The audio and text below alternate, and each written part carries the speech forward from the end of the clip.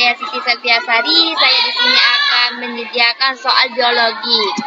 Di mana soalnya? Organel yang dimiliki oleh bakteri adalah A. Retikulum endoplasma, B. Badan Golgi, C. Sentrosom, D. Lisosom, dan E. Ribosom. Oke, sudah jelas dong, jawabannya adalah E. Ribosom. Sudah ada warna merah, guys. Berdasarkan struktur dasarnya, sel itu dibedakan menjadi dua, yaitu sel prokariotik dan eukariotik. Sel prokariotik tidak memiliki membran inti, organelnya hanya terdiri dari membran sel ribosom dan materi genetik. Contohnya adalah bakteri. Yang kedua yaitu sel eukariotik memiliki membran inti dan organelnya yang lengkap. Contohnya sel hewan dan sel tumbuhan. Sekarang eukariotik adalah organisme dengan sel yang memiliki nukleus dan organel membran lainnya. Eukariotik berada dalam takson eukarya atau eukariota. Prokariota adalah makhluk hidup yang tidak memiliki membran inti sel, sedangkan eukariotik memiliki membran inti sel.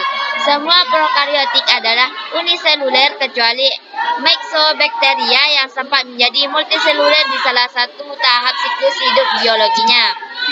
Ini guys, contoh-contohnya perbedaan antara prokariotik dan eukariotik. Anda sudah bisa melihatnya dengan jelas. Di sini saya akan memajukannya.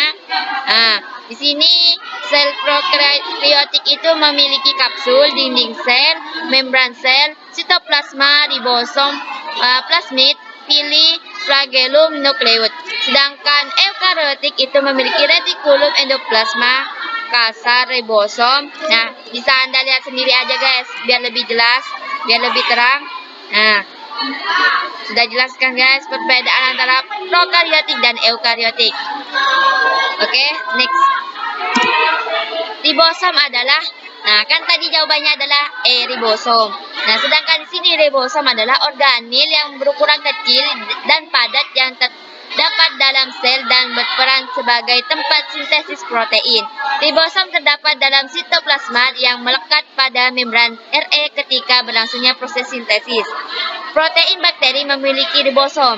Ribosom bakteri berfungsi sebagai tempat sintesis protein. Ribosom adalah organel sel yang penting bagi bakteri maupun makhluk hidup lainnya. Contohnya ini guys. Anda sudah bisa melihat sendiri. Protein 40% dan RNA 60%. Terdapat dua jenis ribosom terikat dan ribosom bebas. Ribosom itu ada dua, ribosom terikat dan ribosom bebas. Fungsinya sebagai tempat terjadinya sintesis protein. Sudah jelas dong, ribosom itu tidak termasuk dalam bakteri. Oke, next ya guys.